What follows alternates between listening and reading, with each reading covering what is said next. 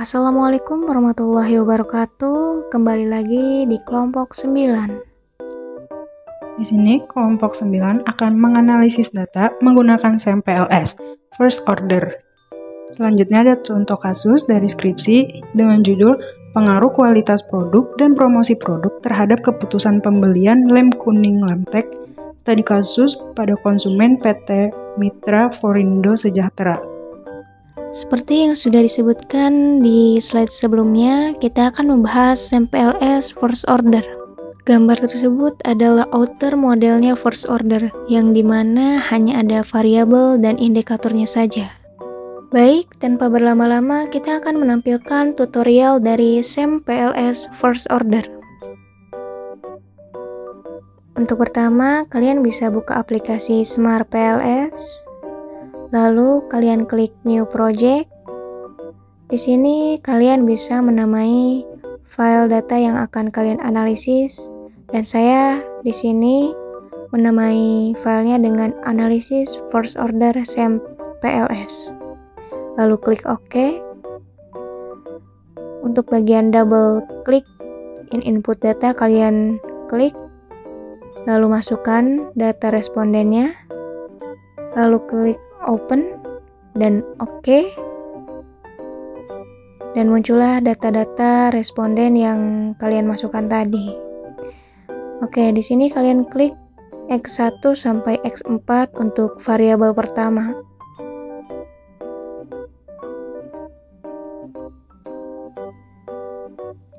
Lalu selanjutnya kalian masukkan X5 sampai X8 untuk variabel kedua,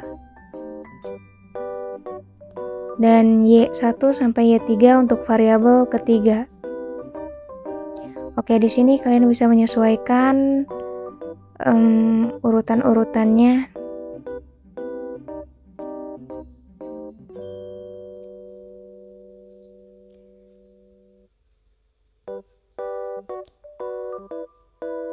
Oke, di sini kalian bisa merename untuk variabel pertama. Kalian bisa klik tombol kanan lalu rename dengan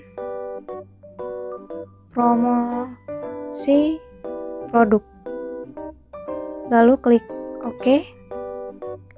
Setelah itu kalian merename untuk variabel kedua dengan kualitas produk.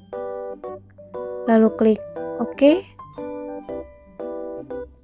Lalu untuk variabel ketiga kalian bisa merename dengan keputusan pembelian. Lalu klik OK kembali. Lalu selanjutnya kalian klik connect untuk menghubungkan antara variabel 1 dengan variabel 3, yaitu promosi produk dengan keputusan pembelian. Untuk variabel 2 dan variabel 3 itu kualitas produk dan keputusan pembelian. Baik, selanjutnya kalian klik calculate, lalu klik PLS algorithm, lalu kalian bisa klik start calculate, dan di bagian pertama kalian bisa lihat di outer loading untuk melihat variabel-variabel tersebut valid atau tidak. Variabel-variabel tersebut dikatakan valid jika nilainya lebih dari 0,70. Selanjutnya kita bisa lihat dari bagian kedua, yaitu construct, reliability, dan validity di bagian AV dan composite reliability. Untuk AV dikatakan valid jika nilainya lebih dari 0,5.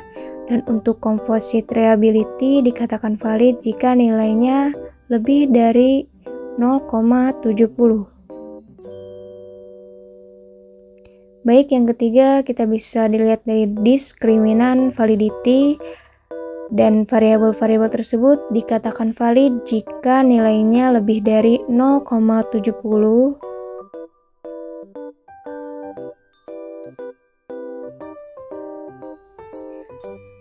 Baik, selanjutnya kita akan melihat nilai variabel dari R-square. Di R-square sendiri dikatakan kuat jika nilai variabel lebih dari 0,75 dan dikatakan lemah jika nilainya kurang dari 0,25. Dan nilai R-square bisa dikatakan valid bisa dilihat dari R-square adjusted. Baik, kita beralih untuk melihat nilai uji signifikasi.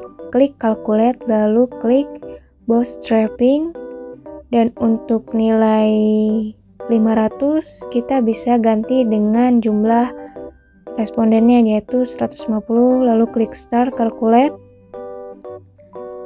Lalu kita bisa melihat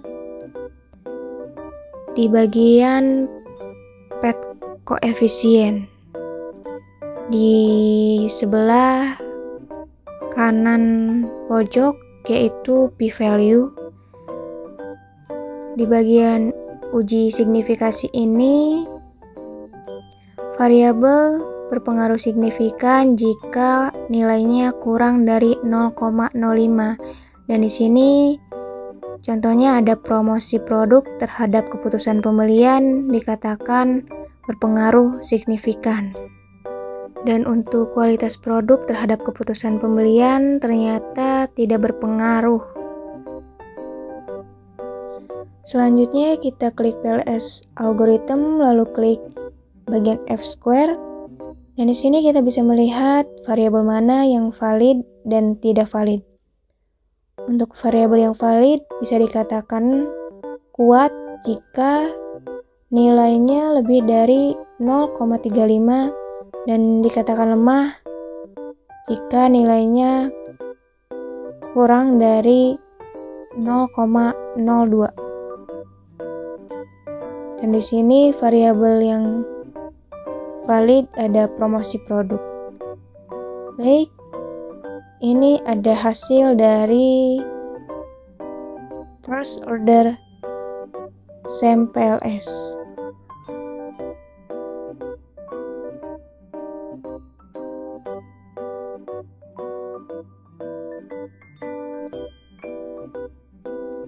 Di hasil ini kita bisa melihat bahwa promosi produk itu berpengaruh signifikan terhadap keputusan pembelian. Dan kualitas produk tidak berpengaruh kepada keputusan pembelian.